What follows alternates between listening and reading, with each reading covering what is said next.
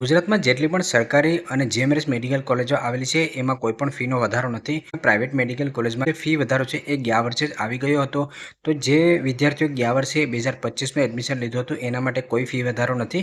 પરંતુ જે વિદ્યાર્થીઓ આ વર્ષે એડમિશન લેશે તો એ વિદ્યાર્થીઓ માટે ફી વધારો છે લાગુ પડશે. એટલે કે જે વિદ્યાર્થીઓએ ગયા વર્ષે એડમિશન લીધું હતું એને એમબીબીએસનો કોર્સ પૂરો થાય ત્યાં સુધી એ ફી લાગુ પડશે. પરંતુ જે વિદ્યાર્થી આ વર્ષે એડમિશન લેશે એને જ્યાં સુધી એમબીબીએસનો કોર્સ પૂરો થશે ત્યાં સુધી હું અહીંયા તમને જે બતાવું એ ફી લાગુ પડશે. તો અહીંયા આ જે ઓફિશિયલ નોટિફિકેશન છે જે એફઆરસી તરફથી ડિક્લેર કરવામાં આવી હતી, પરંતુ મેં વિગતવાર ચાર્ટ બનાવેલો છે એના દ્વારા હું તમને સમજાવું કે કઈ કોલેજમાં કેટલી ફીનો વધારો થયો છે. અહીંયા તમે ચાર્ટ જોઈ શકો છો જે વિગતવાર તમને સમજાય એના માટે મેં ડેટા કમ્પ્લીટ કરી રાખ્યો છે. ગુજરાતમાં ટોટલ 21 પ્રાઇવેટ મેડિકલ કોલેજો આવેલી છે. એમાંથી જે નવી મેડિકલ કોલેજો ગયા વર્ષે ઓપન થઈ હતી એમાં ફી વધારો નથી, એમાં ફી સરખી જ છે.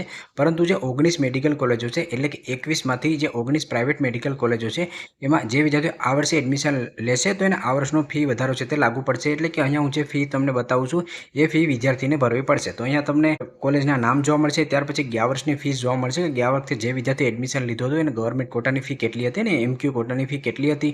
જો આ વર્ષે વિદ્યાર્થી એડમિશન લેશે તો એની કેટલી ફી ભરવાની રહેશે એ પણ અહીંયા તમને જોવા મળશે. ઉદાહરણ તરીકે અહીંયા તમને એક સમજાવું તો જે વિદ્યાર્થી ગયા વર્ષે એનએસએલ મ્યુનિસિપલ મેડિકલ કોલેજમાં એડમિશન લીધું હતું તો એને 8,30,000 રૂપિયા ફી હતી. જ્યારે આ વર્ષે એડમિશન લેશે તો 1 લાખનો ફી વધારો થઈ ગયો છે. તો આ વર્ષે વિદ્યાર્થીને 9,30,000 રૂપિયા ફી છે તે ભરવી પડશે. ગયા વર્ષે જો કોઈ એનએસએલ મ્યુનિસિપલ મેડિકલ કોલેજમાં એડમિશન લે તો એને મેનેજમેન્ટ કોટામાં 25,63,000 ફી હતી. જ્યારે આ વર્ષે એડમિશન લેશે તો 28,70,000 રૂપિયા ફી છે તેને લાગુ પડશે. ઇમેજને કમ્પ્લીટ સેટ કરી દીધી છે. જો તમારે આનો સ્ક્રીનશોટ લેવો હોય તો તમે સ્ક્રીનશોટ પણ લઈ શકો છો. હવે કઈ કોલેજમાં કેટલી ફીનો વધારો થયો છે એ આપણે સમજીએ. તો અહીંયા તમને જોવા મળશે જે પણ કોલેજમાં વધારો થયો છે તેમાં ગવર્મેન્ટ કોટામાં કેટલો વધારો થયો છે અને મેનેજમેન્ટ કોટામાં કેટલો વધારો થયો છે એ પણ તમને જોવા મળશે. જે ગુજરાતમાં અદાણી ઇન્સ્ટિટ્યૂટ છે એમાં ફીનો ઘટાડો થયો છે. જ્યારે એનડી દેસાઈ મેડિકલ કોલેજ છે એમાં એમક્યુમાં કોઈ પણ ફીનો વધારો થયો નથી. બાકી જે પણ મેડિકલ કોલેજમાં જીક્યુમાં અને એમક્યુમાં ફીનો વધારો થયો છે એ તમને જોવા મળશે. આનો પણ તમે સ્ક્રીનશોટ છે લઈ શકો છો. આ વર્ષની 2026-27ની જે તમે ફીસ જોઈ શકો છો એ આ વર્ષે જે પણ વિદ્યાર્થી એડમિશન લે છે એને લાગુ પડશે. એને જ્યાં સુધી એમબીબીએસ કોર્સ પૂરો થશે ત્યાં સુધી આટલી ફી છે તે ભરવી પડશે.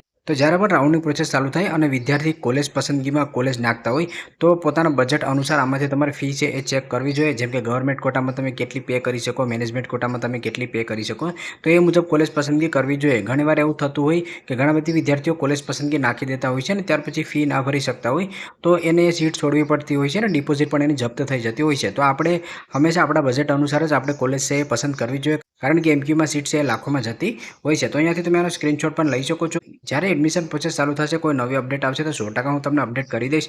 નીટના રિઝલ્ટથી લઈ અને જ્યાં સુધી વિદ્યાર્થીને કોલેજ અને સ્કોલરશિપ ના મળે ત્યાં સુધીની સંપૂર્ણ માહિતી માટે તમે અમારા પેડ કાઉન્સેલિંગ પ્લાનમાં પણ જોડાઈ શકો છો, જેના માટેનો નંબર તમને ડિસ્પ્લે અને ડિસ્ક્રિપ્શનમાં મળી જશે. જો તમને આ વિડીયો પસંદ આવે તો લાઇક કરજો અને ચેનલમાં ન હોય તો ચેનલને સબસ્ક્રાઈબર કરવાનું ભૂલશો નહીં.